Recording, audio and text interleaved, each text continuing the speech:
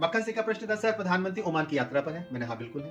बोला sir do कंपोर्ट, अल निजा और ओमान विजन 2040 और प्रधानमंत्री की यात्रा, इन चारों में अगर कोई रिलेशनशिप स्टैब्लिश करना होगा तो कैसे करेंगे। मैंने मक्खन सिंह के 4 पॉइंट से 4 कॉर्नर है, इसे प्रधानमंत्री यात्रा को सबसे बाद में रखते हैं। पहले अल निजा की बात कर लेते हैं। ये जॉइंट मिलिट्री एक्सरसाइज है भारत और ओमान के बीच में। गल्फ कंट्रीज में ओमान एकमात्र ऐसा देश है जो भारत के साथ मिलिट्री एक्सरसाइज करता है। सितंबर 2024 में ये मिलिट्री एक्सरसाइज ओमान में हुई थी। क्या मतलब है कि ओमान भारत के साथ जॉइंट मिलिट्री एक्सरसाइज में आ रहा है। इसका विजन हमको ओमान विजन में मिलता है, ओमान विजन 2040। ओमान अपने आप को 2040 तक एक डेवलप्ड कंट्री की श्रेणी में लेके आना चाहता है without being the character of oil economy. क्यों? क्योंकि 2040 के बाद कन्वेंशनल ऑयल के रिसोर्सेज पर लगभग ब्रेकडाउन होने वाला है और 2050 के बाद तो ऑयल डिमांड बिल्कुल नेग्लिजिबल या नेट जीरो एमिशन पर आ जाएगी। यानी कि जो देश तेल बेच बेच कर पैसा कमा रहे हैं वो पैसा कमाएंगे कहां से? उनको कुछ नए अल्टरनेटिव्स को एक्सप्लोर करना पड़ेगा। उस नए अल्टरनेटिव्स में ओमान के लिए बेस्ट सुटेबल ऑप्शन इंडिया के साथ अपने रिलेशनशिप को रीस्टैब्लिश और रीकिंडल करने में आता है। तीसरा पॉइंट आ गया डूकम पोर्ट। अब इस डूकम पोर्ट को हम आईमेक प्रोजेक्ट के अंतर्गत दे सकते हैं, India middle east Europe economic corridor.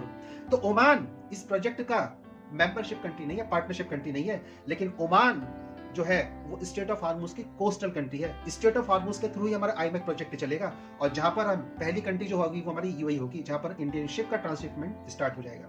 तो ओमान एक ट्रांजिट कंट्री के रूप में यहाँ पे काम कर सकता है, इसलिए अब यहाँ पे आता है डूकम पोर्ट। डूकम पोर्ट तक एक्सेस दे दिए ओमान ने, किसको? इंडियन मिलिट्री को, इंडियन नेवल को और आईमेक प्रोजेक्ट के जो ट्रांसशिपमेंट होगा उस पर।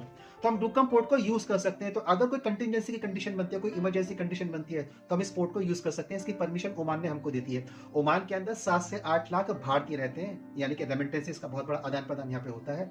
और लास्ट में प्रधानमंत्री की यात्रा को ले लेते हैं। जब प्रधानमंत्री ओमान को विजिट करेंगे तो स्टेट ऑफ हार्मोज के वेस्ट पर भी हमारे पास मिलिट्री प्रेजेंस है और स्टेट ऑफ हार्मोज के ईस्ट पे हमारे पास ईरान है और ईरान में हमारा चाबहार पोर्ट है। यानी कि स्टेट ऑफ हार्मोज के ईस्ट और वेस्ट पे दोनों तरफ हमारे पास हमारी पोर्ट एक्सेस है और इसके साथ ही हमारे पास मिलिट्री और नेवल एक्सेस भी है। यानी कि स्टेट ऑफ हार्मोज पर इंडिया की इफेक्टिव सिक्योरिटी डिफेंसिव प्रेजेंस है। इसके साथ इन सारे रिलेशनशिप को हम आगे की ओर लेकर बढ़ते हैं। तो जब प्रधानमंत्री ओमान को विजिट कर रहे हैं तो ओमान इंडिया के साथ एक ग्रेटर इकोनॉमिक पार्टनरशिप चाहता है, क्योंकि 2040 के बाद उसको अपने जो इकोनॉमिक ऑप्शन को एक्सप्लोर करना है, उसमें इंडिया बेस्ट सुटेबल पार्ट है। क्योंकि चाइना भले ही ओमान में एक मेजर इन्वेस्टर है, लेकिन वो जानता है कि चाइना का करेक्टर कॉलोनाइजेशन का है, इंडिया का करेक्टर डीकॉलोनाइजेशन के साथ ही रिसोर्सेज का डिसेंट्रलाइजेशन में भी विश्वास रखता है। इसलिए ओमान प्रीफरेबली इंडिया के साथ एंगेज होना चाहता है। इसलिए ओमान आईएमएफ प्रोजेक्ट में पार्टिसिपेट करने वाला है। प्रधानमंत्री इसी सिक्योरिटी को इंश्योर करने के लिए, क्योंकि विदाउट सिक्योरिटी इकोनॉमिक प्रॉस्पेरिटी आ नहीं सकती है, इसी सिक्योरिटी को इंश्योर करने के लिए ओमान के इस समय विजिट पर है। तो चैनल को सब्सक्राइब कर लीजिएगा, वीडियोस को लाइक कर लीजिएगा और इसको अधिक से अधिक सपोर्ट करिएगा और वेबसाइट को जो विजिट करिएगा।